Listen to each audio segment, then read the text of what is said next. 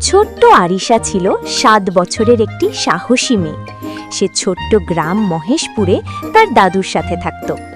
আরিশার সবচেয়ে প্রিয় বন্ধু ছিল তার গরু মতি, একটি বড়, দয়ালু আর খুশি খুশি গরু। মতি সব সময় আরিশার পাশে থাকত আর কখনো তাকে কষ্ট দিত না।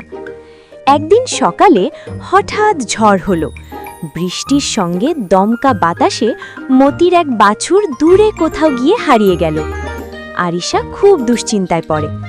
মতি, আমরা বাছুরকে খুঁজে বের করতে হবে, সে চিৎকার করে বলল। মতি হুলুস্থুল করল, যেন বলছে, চিন্তা করো না, আমরা খুঁজে বের করব।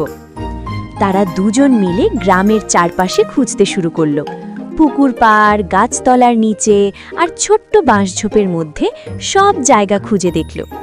বৃষ্টি ঝরছিল, কিন্তু আরিশার মনোবল একটুও কমল না। সে মতিকে বলল, ধীরে ধীরে চলো, হয়তো বাছুর কোথাও ভয় পেয়ে লুকিয়ে আছে। মতি সাবধানে হাঁটছিল আর আরিশা তার পাশে দৌড়াচ্ছিল। হঠাৎ তারা শুনল এক হালকা আওয়াজ, মু মু। আরিশার চোখ জ্বলে উঠল। বাছুরটি ছোট্ট একটি গাছের তলায় লুকিয়েছিল। আরিশা হাসি দিয়ে বলল, চুপ করে থাকো, আমরা তোমাকে নিরাপদে ফিরিয়ে দেব। মতি ধীরে ধীরে বাছুরটির কাছে গেল আর মৃদু নাকে ঘষে সান্ত্বনা দিল।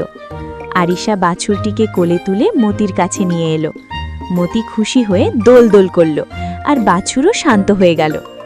আরিশা বলল, দেখলে মতি, আমরা একসাথে সব কিছু করতে পারি। বৃষ্টি শেষে তারা গ্রামের পথ ধরে বাড়ি ফিরল। গ্রামের মানুষরা তাদের দেখে বলল, কি সাহসী মেয়েটি, আর মতির মতো বন্ধুর সাথে থাকলে সব সমস্যার সমাধান করা যায়। আরিশা গর্বিত হয়ে বলল, বন্ধুত্ব আর সাহস সব সময় জিতায়। সেই দিন থেকে আরিশার মতি আরও ঘনিষ্ঠ বন্ধু হয়ে গেল, আর গ্রামবাসীরাও শিখল, সাহস আর ভালোবাসা থাকলে ঝড়ও বন্ধুত্ব ভাঙতে পারে না। শেষ নৈতিক শিক্ষা, সত্যিকারের বন্ধুত্ব এবং সাহস সব সমস্যা জয় করতে সাহায্য করে।